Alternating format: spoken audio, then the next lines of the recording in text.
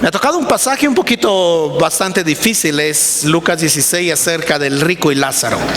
El día viernes estaba viniendo de Catamayo para acá en la mañana y porque estaba cerrada la vía nos desviaron por el Tambo, y cuando llegamos al Tambo yo estaba recordando en el Tambo algunas cosas que pasaron hace algunos años.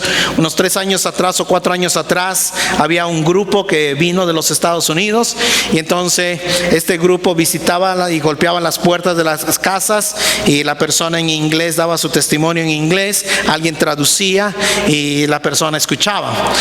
Dentro de este grupo había un médico, y este médico de unos 65 años también estaba haciendo el mismo trabajo, dando su testimonio y compartiendo lo que Dios había hecho. En la hora del almuerzo teníamos unos sándwiches ahí en la glorieta del parque del Tambo, y entonces yo pregunté a ellos, bueno, ¿cuál ha sido la experiencia esta mañana después de haber compartido sus testimonios? Y este médico dice, con lágrimas en los ojos, dice: cada vez que comparto mi testimonio, solo puedo reconocer qué tan pecador que soy y qué tan grande es la gracia de Dios para rescatarme y morir por mí en la cruz y pagar todos mis pecados. Que no estoy aquí por mis habilidades, sino que estoy aquí por su misericordia, y que Él me rescató. Y cada vez que he repetido 5 o 6 veces esta mañana mi testimonio, solo me puedo recordar que no merezco su gracia, que es el favor inmerecido de Dios para salvarme. Es el amor que no tiene lógica, el amor de Dios. Porque siendo aún pecadores, Cristo murió por nosotros, ¿no es verdad?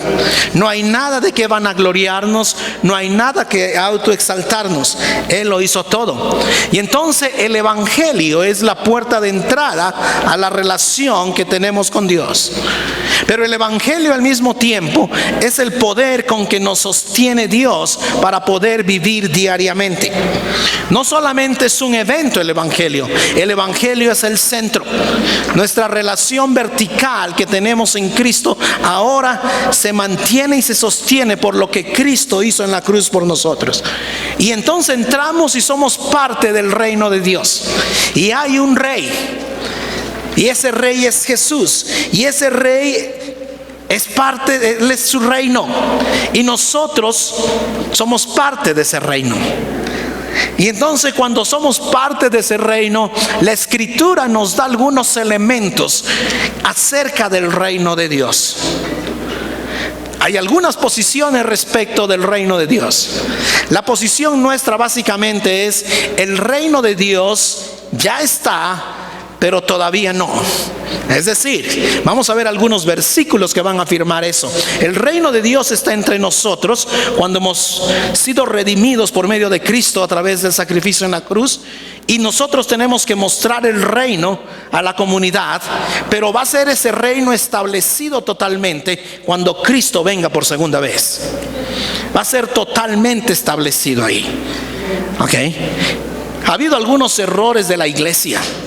Hay algunas posiciones, por ejemplo, hubo un señor de Perú llamado Gustavo Gutiérrez, y él escribió acerca de una teología que se llama teología de la liberación, y realmente él trataba de enfocar acerca de la pobreza que hay en Latinoamérica, y realmente lo que él estaba diciendo es haciendo una aplicación del método marxista a la escritura y tratando de implantar el reino. Nosotros no compartimos esa posición, ¿sí? Quiero que entienda eso. Pero sí sabemos también que la iglesia es parte del reino, y nuestra tarea es mostrar el reino al mundo. Y a veces la iglesia evangélica ha cometido el error de no mostrar el evangelio al mundo y solamente tener una perspectiva futurista, y entonces no hacemos nada por mostrarle a esta sociedad el reino de Dios. En el pasaje de Lucas 16 hay un contexto bastante grande. Por ejemplo, cuando nosotros vemos aquí Lucas 16, voy a leer desde el verso 16. Dice: la ley y los profetas, Lucas 16, 16, la ley y los profetas se proclamaron hasta Juan. Desde entonces se anuncian las buenas nuevas del reino de Dios, y todos se esfuerzan por entrar en él. Es decir, ahora empieza a proclamarse esas buenas nuevas. ¿Con qué reglas ahora nosotros vivimos en ese reino de Dios? Luego vamos a pasar a Lucas 17:20. Vamos a saltarnos ahí unos versículos, ir a Lucas. Dice: los fariseos le preguntaron a Jesús cuándo iba a venir el reino de Dios. Y él les respondió: la venida del reino de Dios no se puede someter a cálculos. Y el verso 21 no va a decir mírenlo aquí o mírenlo allá. Dense cuenta que el reino de Dios ya está entre ¿quién? Entre nosotros. Es decir, como que hace una pequeña diferencia entre el Antiguo Testamento, entre la ley y los profetas, y cuando llega hasta Juan el Bautista, dice: ya el reino de Dios está en medio nuestro. Mateo 11:12.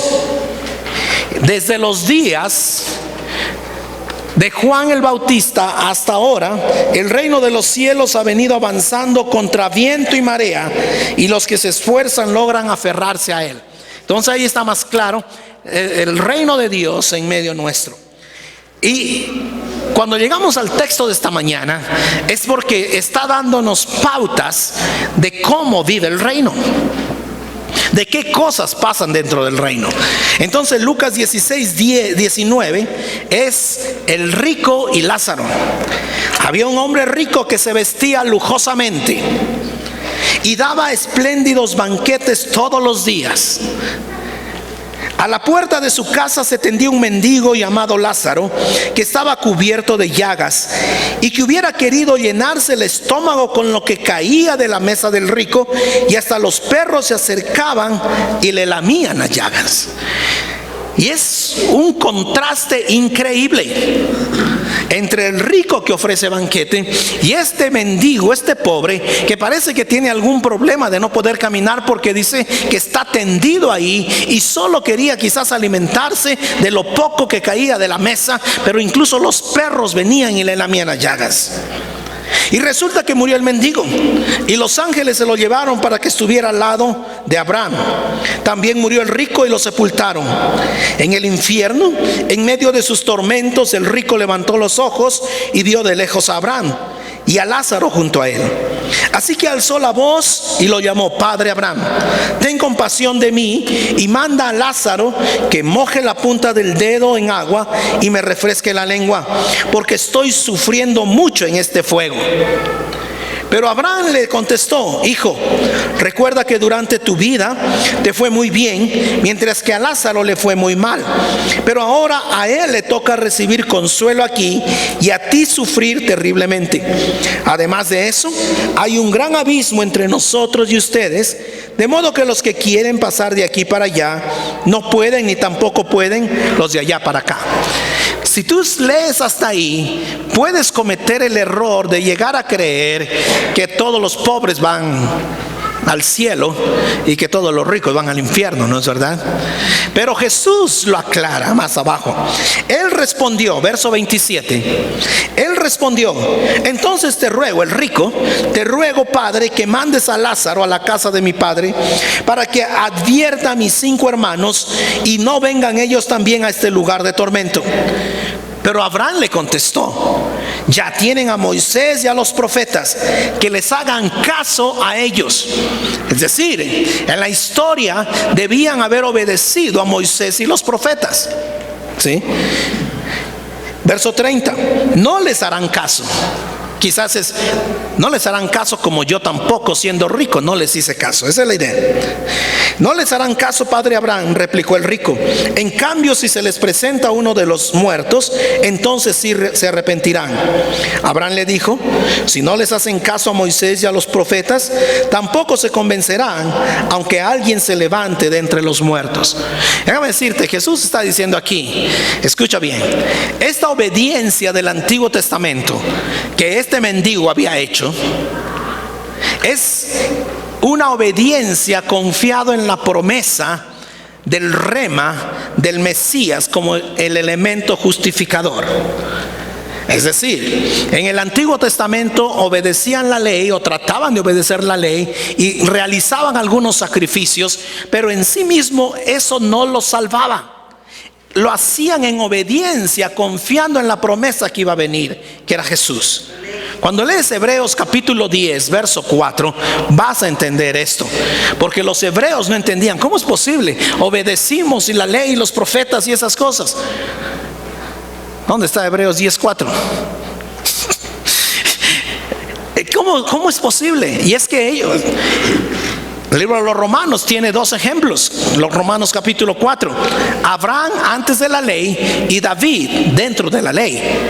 Pero ambos fueron justificados por la fe en la promesa. Mira lo que dice Hebreos 10:4. Ya que es imposible que la sangre de los toros y de los machos cabríos quite los pecados. Es decir, los sacrificios del Antiguo Testamento no podían quitar los pecados. Era un acto de obediencia, confiando en la promesa de la muerte de Cristo, del rema, de la justificación perfecta. Entonces tú te pones a pensar, nosotros ahora estamos acá, ¿cierto? Nosotros no tenemos excusa. Los del Antiguo Testamento lo hacían confiando en la promesa. Nosotros no, nosotros miramos atrás y decimos, Cristo murió por mí. ¿Sí? Y este rico sabía la ley y no cumplió, no obedeció. Y dice ahí Abraham en el diálogo, tienen a los profetas y tienen a la ley, y si realmente entienden el propósito de los profetas y la ley, podrían entender que era en la promesa de lo que Cristo hizo. Parece que el mendigo sí entendió el cumplimiento de la ley y los profetas, y si estaba en el seno de Abraham, eso le fue contado por justicia al creer en la promesa de Cristo, porque el Antiguo Testamento funcionaba de esa forma. Entonces no es que por ser pobre, pero estamos hablando acerca del reino de Dios, y entonces tenemos que, cuando entra al reino de Dios, pone estos contrastes. Es un contraste increíble. Para que este hombre haya sido rico, tiene que haber hecho algunas cosas para producir o tener riqueza. O quizás puede haber hecho, ¿cómo sería? Puede no haber hecho algunas cosas. En el Antiguo Testamento tenían el año sabático.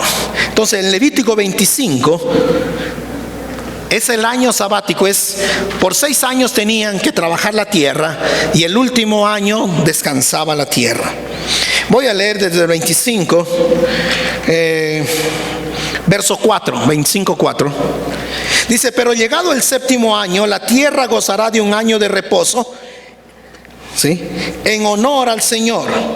No sembrarás tus campos ni podarás tus viñas. No segarás lo que haya brotado por sí mismo, ni vendimiarás las uvas de tus viñas no cultivadas. La tierra gozará de un año completo de reposo. O sea, no la van a cultivar. Sin embargo, de todo lo que la tierra produzca, quizás porque sobraron semillas o no se sacó todo lo que había plantado, sin embargo, de todo lo que la tierra produzca durante ese año sabático, podrán comer no solo tú, sino ¿quién también? Tu siervo y tu sierva, el jornalero y el residente transitorio entre ustedes. Es decir, y luego el siguiente versículo dice también el ganado y los animales en su consumo diario. Es decir, el año sabático también decía que las personas que no tenían recursos podían acceder a parte de los productos para poder sustentarse. Pero también había el año de jubileo. El año de jubileo era cada 50 años.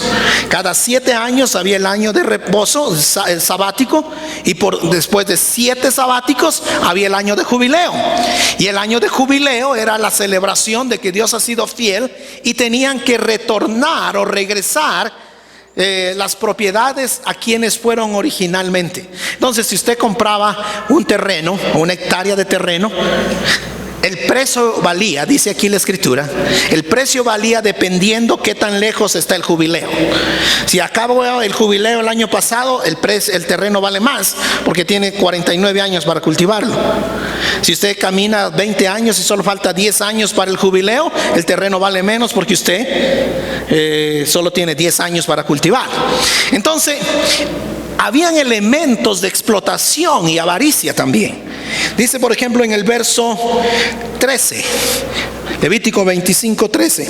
En el año de jubileo, cada uno volverá a su heredad familiar. La idea era, tiene que regresar a los que eran los dueños originales. Son conceptos que nosotros no entendemos en la vida práctica, porque vivimos en una sociedad de propiedad privada, ¿no es verdad? Esto es mío y después de mis hijos, y nadie va a decir de quién era este lote antes, 50 años atrás, para devolverle. No entendemos eso, pero en el texto de aquí sí, el pueblo de Israel sí dice.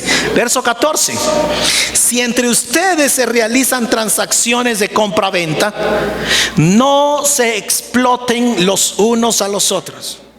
Wow.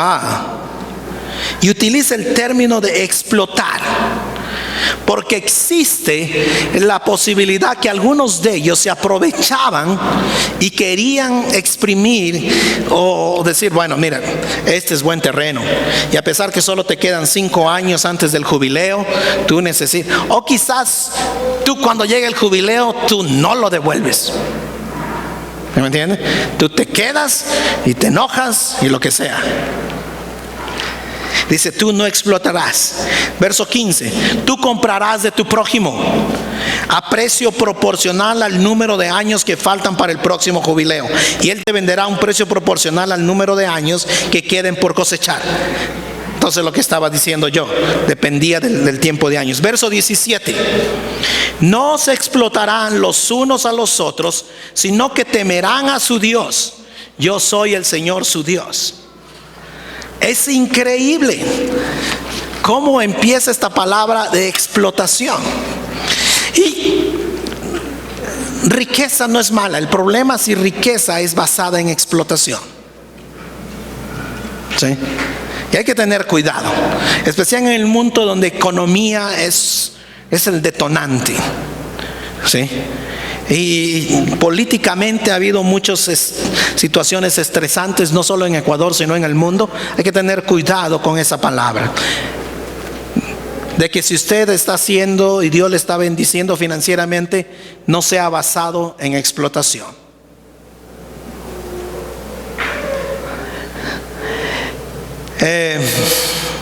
Este rico estaba confiando en su riqueza. No estaba confiando, wow, aquí hay un hombre mendigo, ¿cómo puedo asistirlo? A pesar que a mí me incomoda la palabra asistir. ¿Cuál es el problema con la palabra asistir? El problema con la palabra asistir es, si has visto programa de asistencia social. ¿Cuál es el problema con la palabra asistir? La palabra asistir es, yo te ayudo pero no me involucro. Ese es asistir. Asistimos con programas de salud, pero no nos involucramos. Hay mucho en el mundo evangélico que se habla acerca de ministerios encarnacionales, de encarnar el evangelio.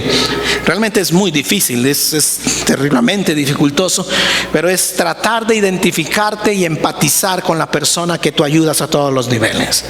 Pero lo mínimo que este hombre rico podía haber hecho es que asistir a ese mendigo, decirle, ok, llévalo para allá a la cocina, que le curen sus heridas y vamos a proveerle comida suficiente para este tiempo. ¿Sí?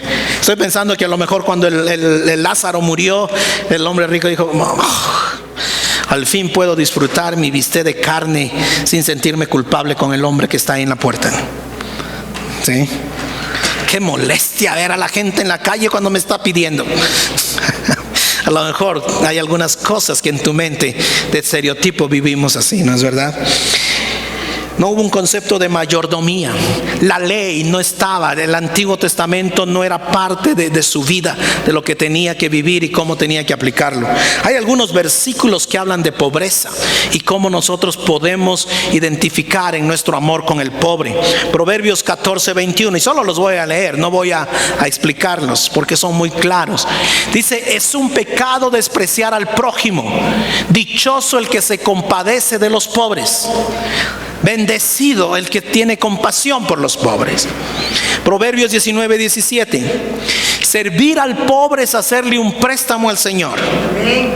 Dios pagará esas buenas acciones. Dios pagará esas buenas acciones. Proverbios 21:13. Quien cierra sus oídos al clamor del pobre, llorará también sin que nadie le responda. Proverbios 28:27. El que ayuda al pobre no conocerá la pobreza. El que niega su ayuda será maldecido. Déjame decirte que quizás nosotros somos un país pobre comparado con un país de Europa o Norteamérica, pero nosotros somos un país rico comparado con otros países de Latinoamérica y de África. Así que pobreza puede ser relativa, ¿no es verdad? Pobreza puede ser relativa en muchos aspectos. Pero cuando tú tienes poder de compra, riqueza te puede afectar. Y te afecta negativamente, porque empiezas a confiar en tu riqueza y no a confiar en el Señor. Yo fui con la familia, fuimos ahí en el pueblo de unos 30,000 habitantes donde vivimos a ver un show de aviones, ¿sí? Y que traen y wow, es increíble tantas cosas y tantos aviones y tan bonitas cosas que hacen, y la idea es impresionarte. Wow, esto es lo que tenemos en los aviones. Pero entonces nosotros nos pagamos el estacionamiento un poco lejano, como a 1 kilómetro para caminar, porque estaba más barato, ¿no es verdad? $10 el estacionamiento. Y cerca del lugar donde estaba el show valía $30 el estacionamiento. Entonces digo, vamos a caminar, y caminamos. Cuando acabó el show, había un hombre de unos 65 a 70 años ahí con un chaleco tratando de dirigir el tráfico para que salga. Pero de repente hay 2 autos negros ahí, un Mercedes-Benz del año y un BMW negro también, y 2 hombres se bajan y lo gritan a este pobre hombre en inglés. Dice, tú no estás haciendo bien, pero gritándolo, tú no estás haciendo bien tu trabajo, porque nosotros pagamos aquí este parking para poder irnos rápido, no esperar que toda esta gente cruce.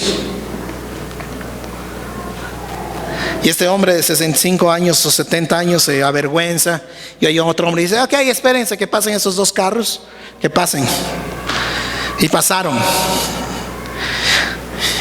Riqueza puede convertirte en un monstruo así. ¿Te das cuenta?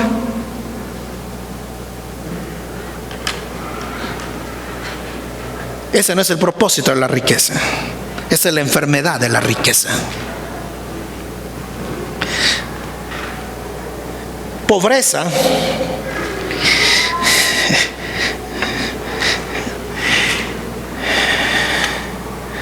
Pobreza no es pecado. Quiero que entiendas eso, porque la teología de la prosperidad anda diciendo que pobreza es pecado. Entonces estos mentirosos de la teología de la prosperidad dicen, tú eres pobre es porque no has diezmado, entonces tienes que darme a mí y yo te voy a bendecir, porque Dios me ha dicho a mí cómo Dios te va a bendecir. Déjame decirte, no creemos así. ¿Ok? Pobreza puede ser consecuencia de algunos pecados, absolutamente. Si un hombre padre de familia recibe el día viernes su paga y va y se la gasta en la borrachera y no lleva para la casa para que sus hijos coman y no pagar la renta y todo, y lo paga en sus vicios. Si tú tienes un trabajo y cuando recibes el cheque vas y te compras el perfume y vas y te compras la cartera y vas a esas cosas, un montón de cosas. Por supuesto, pobreza es cuestión de mayordomía y hay elementos de pecado ahí. ¿Se me entiende? Pero hay mucha gente pobre que es honesta, es trabajadora, es muy ética, son íntegros en su trabajo, siguen manteniéndose quizás en un nivel de pobreza, no hay pecado ahí. ¿Estamos claros? Amén. Riqueza e injusticia, yo no creo que es pecado. No en legitimidad. Escucha bien. Porque el gobierno no es el absoluto de la verdad. ¿Sí? El gobierno no es el absoluto de la verdad. Y puede pasar cosas legítimas, pero que no son justas. Yo me pregunto en los Estados Unidos, ¿cómo es que pagas un préstamo por una casa al 4 y 3% de interés? Y llegas aquí al Ecuador y tienes que pagar primera casa al 10-11% y la segunda 16-18%, ¿no es verdad? Es legítimo el 16%, pero no creo que es justo. ¿Estoy comunicando o no? ¿Estamos hablando o no? ¿Sí? Entonces, riqueza en justicia es diferente. ¿Sí? Riqueza en justicia es diferente. Y no creo que hay problema con eso. Pobreza puede crear dependencia. Mucho cuidado cuando pobreza crea dependencia. Nosotros tenemos un programa que se llama el bono familiar, no sé cómo se llama, ¿sí? El bono de asistencia social. Yo creo que hay personas que necesitan el bono, absolutamente. Pero el problema es si damos el bono y creamos dependencia de votos, para mí, como político, no está cumpliendo el propósito. El problema de asistir, del que el gobierno pueda dar un bono a alguien que necesita, es para capacitarlo, para que sea autosostenible en su vida. ¿Me van a entender? No es para crear y estratificar la sociedad, porque nosotros tenemos una sociedad muy estratificada, ¿cierto? Entonces no es, ok, recibes el bono, siempre estás ahí y nunca puedes salir. Entonces, mucho cuidado, porque pobreza, primero, es relativa, y segundo, pobreza puede crear dependencia. ¿Sí? Pobreza puede crear dependencia, es decir, bueno, yo nunca puedo hacerlo, alguien más tiene que hacerlo. ¿Sí? Ten mucho cuidado. Ahora, dentro de finanzas, Dios siempre nos bendice y nos prospera, amén. Hace unos 10 o 12 años, Vistazo sacó un estudio de los indígenas aquí en el Chimborazo. Y el estudio realmente decía: indígenas evangélicos tienen mejor estándar de vida que indígenas que no son evangélicos. Y dijo, las casas de los indígenas evangélicos, habían fotos y todo, cómo vivían los indígenas que no eran evangélicos. Y el estudio iba mucho más allá. Los hijos de los indígenas evangélicos van más porcentaje a la universidad y están consiguiendo tener mejor educación. Eso es lo que hace el evangelio, transforma. ¿Entiendes? Pero no es un evangelio que vienes y que dices, yo doy 100, yo doy 1000, Dios me vas a dar 10,000 y mañana. No hay tal. El evangelio te transforma, porque en vez de gastarte el dinero en $50 de una botella de whisky, ahora vas y lo traes para tu familia y lo ahorras para que tu hijo vaya a la universidad. Amén. Gloria a Dios. Mucho cuidado con decir, ay Dios, si el pastor que está predicando me toca, y si pongo $100 me vas a dar tú 1000. No hay tal. Por supuesto que tienes que dar a la iglesia, no estoy diciendo eso, hay que dar, ¿sí? Pero tú tienes que decir, hey, ¿qué puedo hacer para mejorarme, para que mi familia pueda hacer mejor? El evangelio integral transforma. El evangelio integral cambia.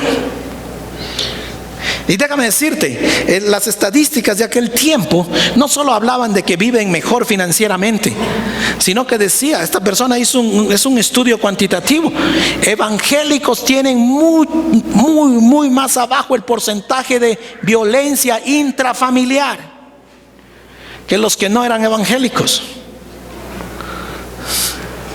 Porque eso también desarrolla que tú en tu casa no te la pases peleando y gritando y divorciándote cada 5 minutos, y tu familia se sienta segura, se sienta amada y tenga propósito. Amén. Es decir, el evangelio transforma.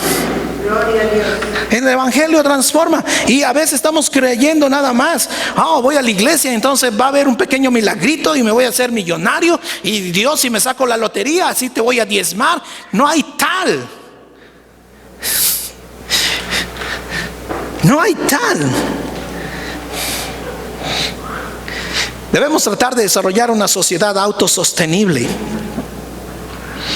Voy a decir una cosa: ningún gobierno, ni aquí, ni en la China, ni en la Conchinchina, ni en Europa, ni nada, te va a resolver todos los problemas.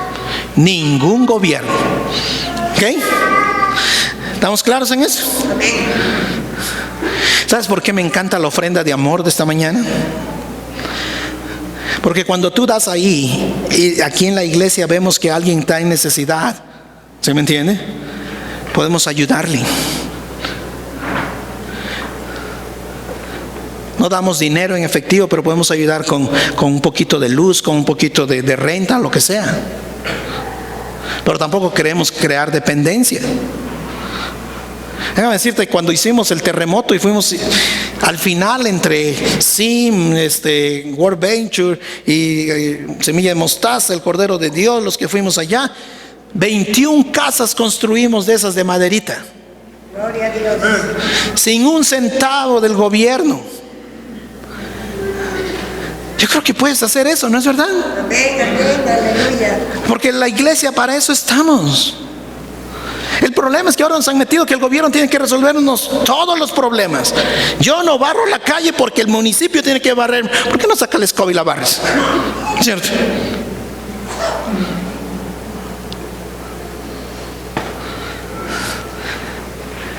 Mucho cuidado con riqueza y pobreza. Nosotros necesitamos tener el concepto correcto. Ahora, aquí viene el asunto. La mayor parte de personas que da la obra del Señor son gente pobre. ¿Es increíble? Es increíble. Jesús puso el ejemplo, ¿no es cierto?, de la viuda dadora. Ella dio el 100%.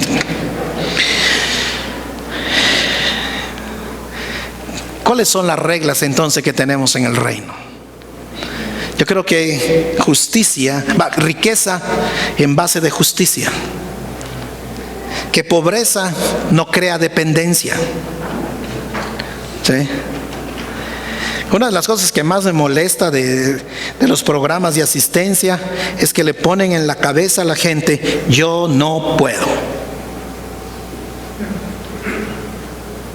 Yo no puedo. Déjame decirte, tú sí puedes. Amén. Yo no puedo.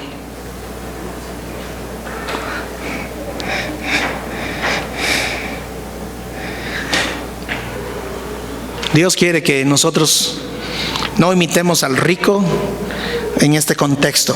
Este contraste entre el rico y Lázaro es un ejemplo para sacudirnos en la forma de que pensemos diferente. En el reino de Dios tenemos que hacer las cosas correctas, ser honestos, trabajar con lealtad. No le pedimos a mi comadre que me ponche la tarjeta para decir que yo salí a tiempo. Si tú, siendo cristiano, haces eso, tú no estás viviendo en los principios del reino. Amén. No hay muchos amenes. Amén.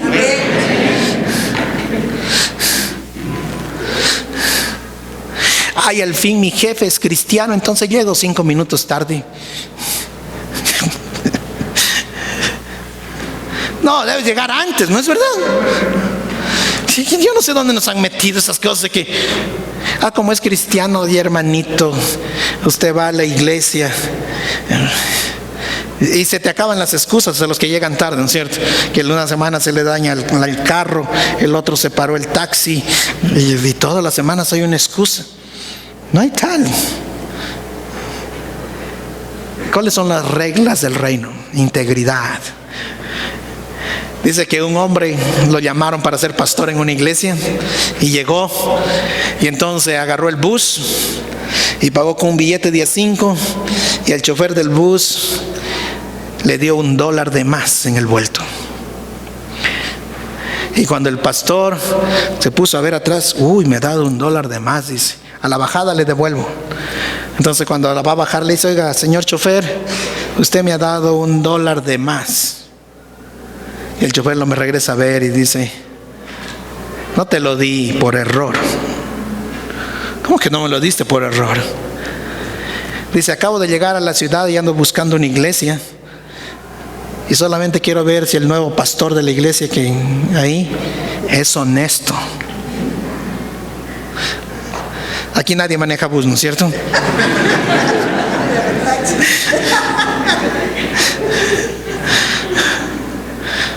Entonces dice: ay, Dios, me bendeciste con $1 más.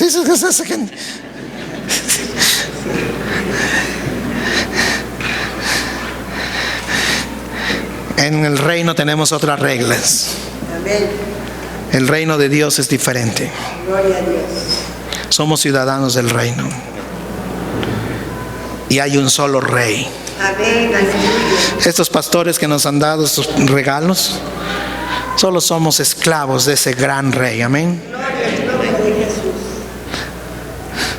Aquí solo hay un rey y es Jesús. Amén. Amén. No hay otro rey. No hay otro rey. Él es el único rey y nosotros somos sus súbditos.